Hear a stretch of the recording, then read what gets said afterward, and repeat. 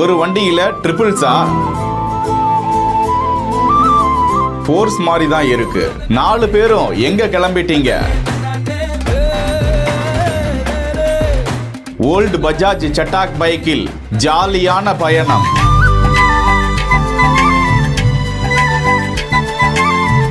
முருகனின் குதூகலமான ஒரு பயணம்.